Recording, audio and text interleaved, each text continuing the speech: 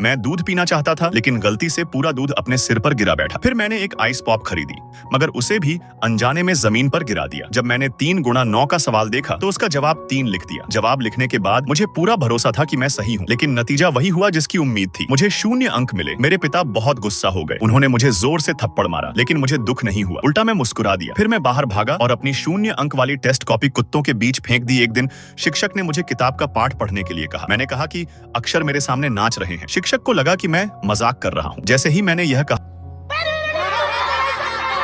पूरी कक्षा हंसने लगी, लेकिन मैं झूठ नहीं बोल रहा था। मेरी दुनिया में सचमुच अक्षर और अंक नाचते थे, क्योंकि मुझे डिसलेक्सिया था, लेकिन मेरे माता पिता को लगता था कि मैं मूर्ख हूँ। गुस्से में मेरे पिता ने मुझे बोर्डिंग स्कूल भेज दिया। जब मैं अपने परिवार को जाते हुए देख रहा था तो अपने आंसू रोक नहीं पाया। रात में जब सभी बच्चे सो जाते तो मैं चुपके से बाथरूम में जाकर रोता और ठंडे पानी से अपने आंसू धोता। कक्षा में मेरे सहपाठी मेरा मजाक उड़ाते थे और शिक्षक भी मुझे कम समझते थे। वे मुझे डांटते, यहाँ तक कि मुझ पर चौक तक फेंक देते। मैं पूरी तरह टूटने के कगार पर था। तभी हमारी कक्षा में एक नए कला शिक्षक आए। वे कक्षा में गाते और नाचते थे, इसलिए सभी छात्र उन्हें पसंद करने लगे। एक दिन उन्होंने सबको खाली कागज बांटे और कहा कि अपनी कल्पना के अनुसार कुछ भी बनाओ। सभी बच्चे चित्र बनाने लगे, लेकिन मेरा कागज बिल्कुल खाली था। यह देखकर शिक्षक का ध्यान मेरी ओर गया। फिर भी उन्होंने मुझे डांटा नहीं। अगले दिन उन्होंने मेरे सहपाठियों से बात की और आखिरकार उन्हें पता चला कि मुझे डिसलेक्सिया है। उस दिन कक्षा में शिक्षक ने एक कहानी सुनाई। उन्होंने बताया कि एक बच्चा था जिसे पढ़ाई से नफरत थी। वह अपनी किताबें फाड़ देता था, पेंसिल तोड़ देता था और पढ़ने से बचता था। फिर शिक्षक ने पूछा, बताओ ये बच्चा कौन था? सारी कक्षा हंसने लगी। मैं घबरा गया, क्योंकि वह कहानी बिल्कुल मेरी जैसी लग रही थी। लेकिन फिर शिक्षक ने जवाब दिया, अल्बर्ट आइंस्टीन। मैं स्तब्ध रह गया। शिक्षक ने कहा, कुछ लोग दुनिया को अलग तरीके से देखते हैं, लेकिन इसका मतलब यह नहीं कि वे कमजोर हैं। कई बार वही लोग असाधारण प्रतिभा के मालिक होते हैं। मैंने उनकी बात ध्यान से सुनी और शायद पहली बार दिल से मुस्कुराया। उस दिन के बाद मेरे शिक्षक ने पूरी लगन से मुझे हर दिन लिखना